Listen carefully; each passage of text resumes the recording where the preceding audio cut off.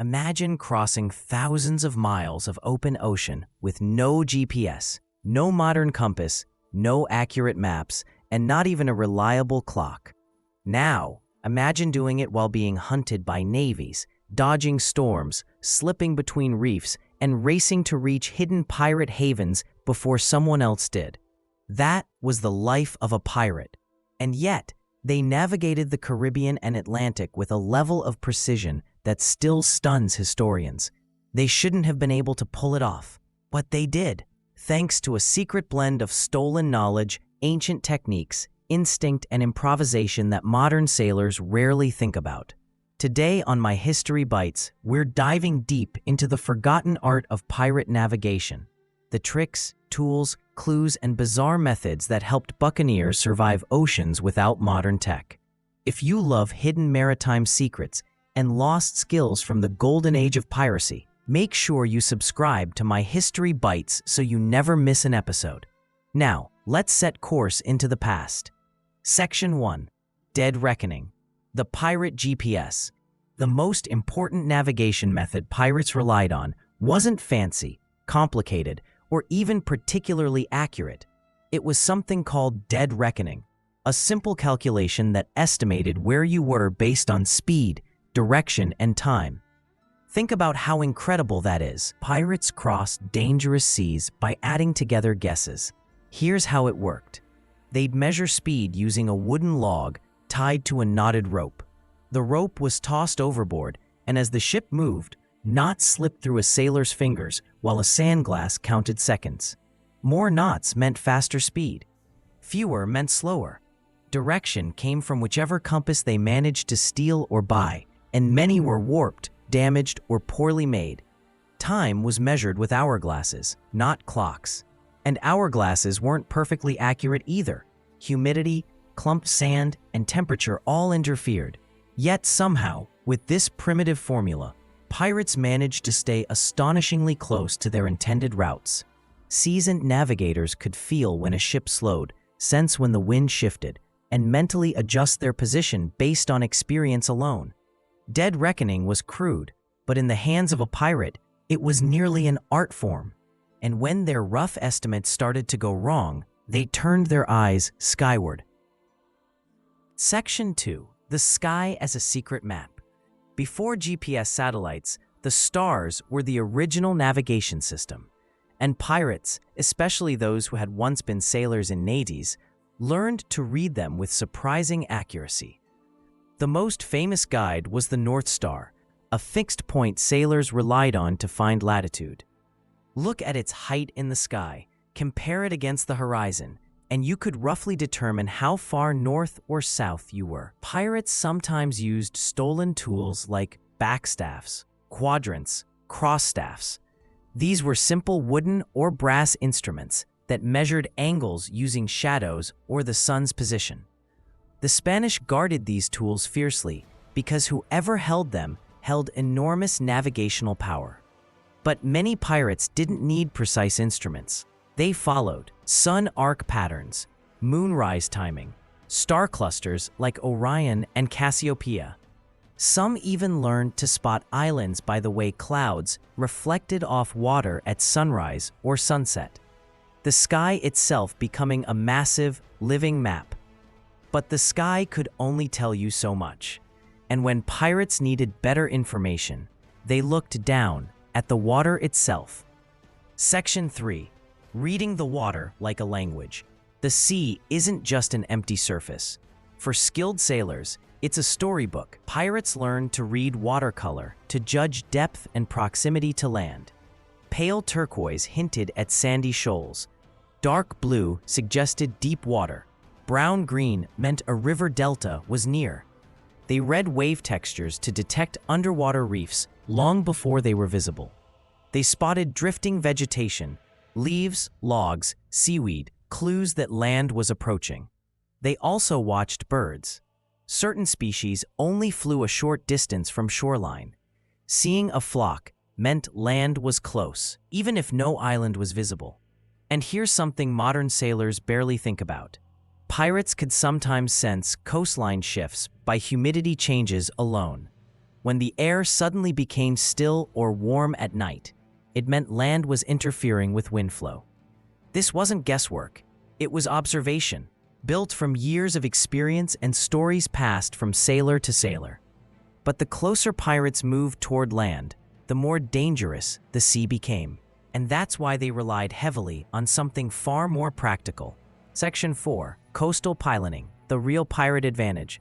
Pirates weren't deep ocean explorers like famous navigators. They hugged coastlines intentionally. Staying near land kept them safe from losing their sense of direction. They memorized islands, rock formations, reefs, caves, tide patterns, and hidden coves.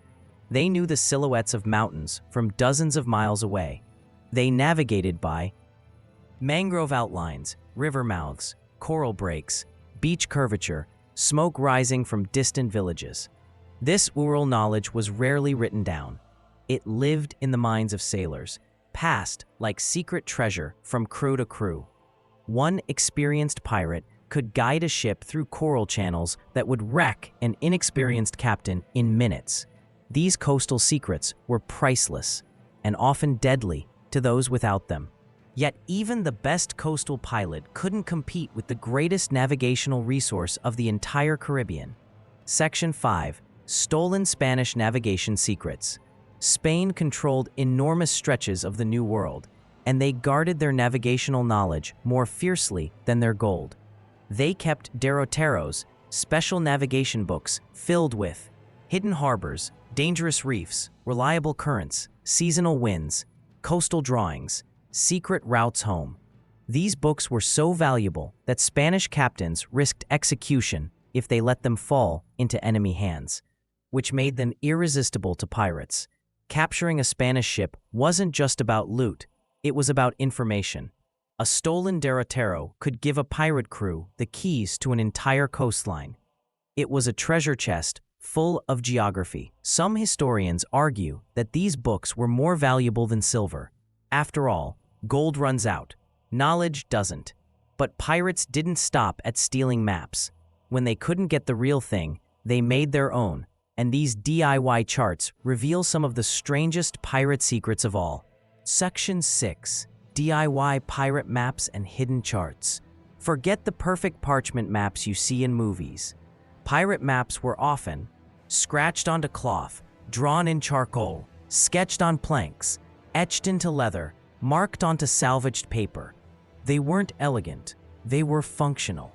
X didn't mark the spot. Instead, pirates drew reef locations, shoal outlines, tides and currents, landmarks, dangerous channels, secret anchorages. These maps were so rough and personal that another crew often couldn't interpret them.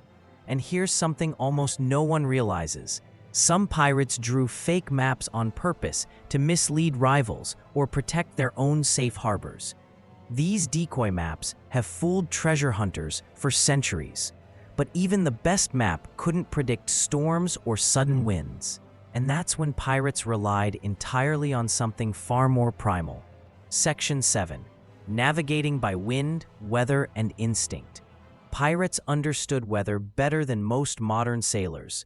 They could detect rising humidity that signaled a squall, barometric pressure changes through ear-popping, wave direction shifts before the wind changed, vertical cloud towers signaling storms, red morning skies warning rough seas.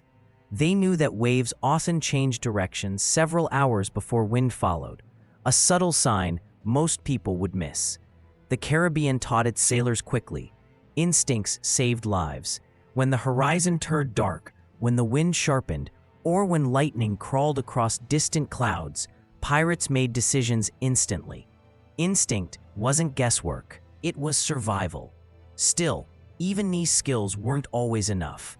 The Caribbean's island chains were complex, and some secrets belonged not to pirates at all, but to the people who lived there long before Europeans arrived. Section 8. Indigenous navigators and local guides. Pirates didn't navigate the Caribbean alone. They relied heavily on Taino canoe pilots, Arawak fishermen, African maroon guides, local coastal sailors. These navigators possessed knowledge that simply didn't exist in European charts. They knew lagoon entrances, underground freshwater currents, reef gaps invisible from afar, sailing routes safe during hurricane seasons, animal migrations that hinted at weather shifts. Some indigenous methods were more advanced than anything pirates brought with them. Polynesian-style wave reading, land echo detection, and night navigation using cloud halos were skills no European textbook described.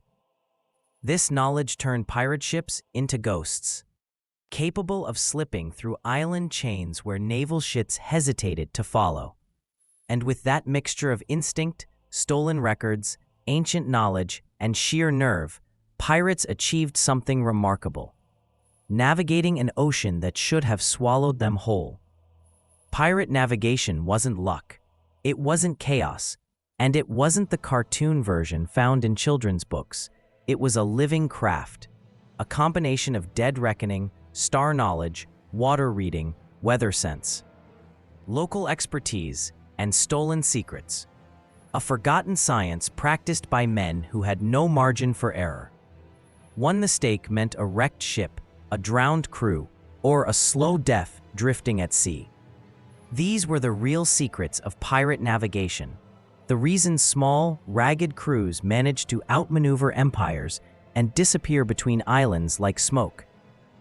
If you enjoyed this deep dive into the hidden skills that kept pirates alive, make sure you subscribe to My History Bites. We've got plenty more mysteries, myths, and secret techniques from the golden age of piracy just waiting to be uncovered.